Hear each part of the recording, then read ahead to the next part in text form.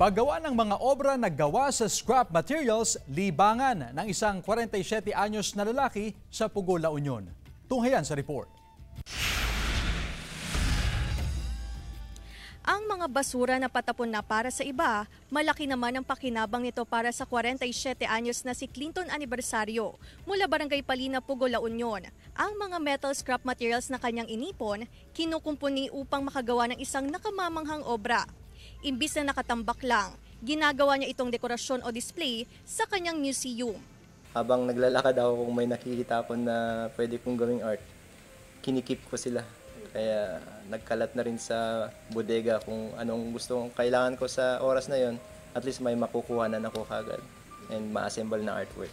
Ngunit ang kanyang mga obra, hindi lang basta pan-display. Ginawa niya itong mga kabuluhan at kapakik-pakinabang. Ito ang functional art na sinimulan niyang gawin noong 2004 at hanggang ngayon, nagagamit pa niya ito bilang coffee maker at music player. Oo, yung mga parang ganyan, yung tumutunog na vinyl player, yun, nirecycle ko na rin para maging artwork at the same time pwedeng gawing sounds. And yung isa kanina, yung rider ng bike, pwede na rin siyang pagkuluan ng tubig, parang coffee maker. Opo, pwede siyang pang decor, at the same time pwede siyang gawing household. Nais ni Clinton na ang kanyang mga obra, hindi lang pandekorasyon, kundi practical na gamitin.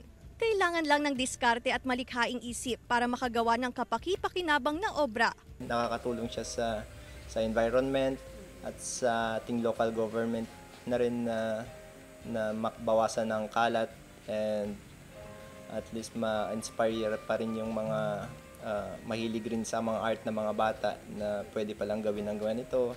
Kasama si Ron Alistair Taniedo, Claire Lacanilao Dungka, One North Central Luzon.